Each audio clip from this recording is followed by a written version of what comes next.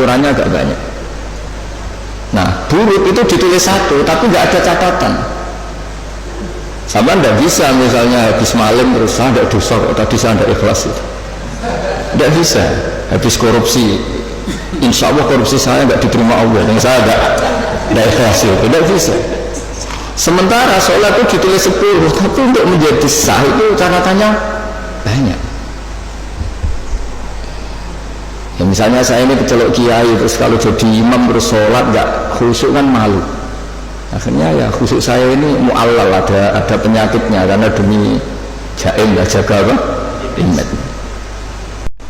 Kayak saya misalnya bupati kok nggak ngomong kesejahteraan rakyat itu kan ya malu, akhirnya ngomong. Apa betul hatinya gitu apa enggak? Nggak tahu. Jadi ribet. Untuk kebaikan itu ribet.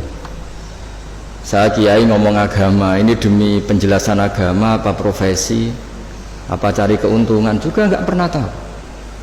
Sehingga agama ini tidak hanya ngeritik orang fasik tapi yang ngeritik ulama. Sehingga Imam Ghazali itu ngarang Ihya itu diantara juz-juz awal itu ngeritik ulama, itu aneh. Kenapa itu aneh? Karena wong Imam Ghazali itu ulama kok karangannya justru ngeritik apa? Ulama. Karena agama ini datang untuk membenahi semua. Saya ulang lagi, agama ini datang untuk membenahi semua, termasuk membenahi sistem keulamaan. Di antaranya aturannya adalah ilmu itu harus tercatat. Jadi notaris itu nggak boleh bangga, sebetulnya itu mengikuti tradisi tertua dalam sejarah alam raya ini. Awwalu ma khalaqallahu itu al-qalam. Ya tentu di atas itu semua ada Nur Muhammad SAW, tapi ini kita bicara al-qalam. Nah kenapa semuanya harus tercatat? Saya sedikit cerita.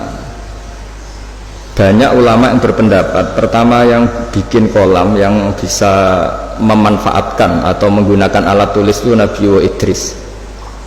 Itu beliau nulis terus.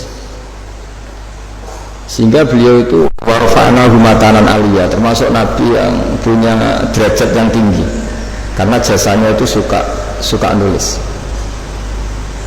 Nah akhirnya ini saya cerita ilmu keahlian yang saya tekuni, keahlian disiplin yang saya tekuni. Ketika Rasulullah SAW masih sugeng, itu semua yang dilakukan itu dicatat. Andai kan nggak dicatat, maka kita tidak tahu mana yang dulu, mana yang belakang, dan nanti punya efek hukum yang dulu bisa dinasah, dibatalkan oleh catatan yang lebih baru. Seperti undang-undang juga gitu, ada revisi semuanya, ada amandemen semuanya ada itu. Itu semuanya dicatat. Tapi jangan katakan catatan itu mengikat, ya tidak juga, karena yang bohong juga banyak. Sehingga dalam ilmu hadis ada hadis maudhu, dipalsukan. Jadi kalau notaris kok ceritanya baik semua ya Pak Arifin